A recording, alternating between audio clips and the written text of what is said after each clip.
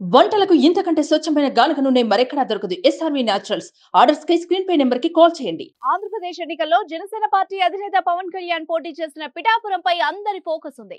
AP మాత్రమే కాదు, తెలంగాణలో కూడా పవన్ గెలుపుపై ఆసక్తికర చర్చ జరుగుతోంది.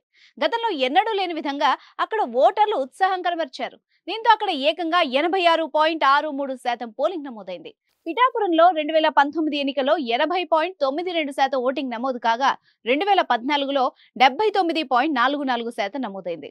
గత 2 ఎన్నికలతో పోలిస్తే ఈసారి రికార్డు స్థాయిలో పోలింగ్ నమోదైంది. ఇప్పుడు అంతా పవన్ గెలుపు మెజార్టీ పైనే ఫోకస్ పెట్టారు. ఇదే తరుణంలో పిఠాపురం మాజీ ఎమ్మెల్యే వర్మ సంచలన కామెంట్స్ చేశారు. జనసేన అధినేత పవన్ కళ్యాణ్ ఓటమికి వైసీపీ కుట్ర చేస్తోందని ఆరోపించారు. వైసీపీ ఓడిపోతే హింసాత్మక ఘటనలకు పాల్పడే అవకాశం ఉందని సందేహం లేవనెత్తారు. ఎన్నికల ప్రచారంలో సాయిధరం తేజ్ పై జరిగిన దాడే ఇందుకు ఉదాహరణ అన్నారు. కౌంటింగ్ కేంద్రం వద్ద భారీ భద్రత కల్పించాలని ఎస్పీ సతీష్ కుమార్ ను వర్మ కోరారు. పెరిగిన పోలింగ్ శాతంతో కూటమికే లాభం అన్నారు. దీంతో పవన్ గెలుపు ఖాయమని, అయితే వైసీపీ మాత్రం అల్లర్లు సృష్టించే ప్రయత్నంలో ఉందని ఆరోపించారు. మరో విశేషం ఏంటంటే ఆంధ్రప్రదేశ్ 175 నియోజకవర్గాల్లో పిఠాపురం సెగ్మెంట్ మోస్ట్ ఫేవరెట్ గా మారింది.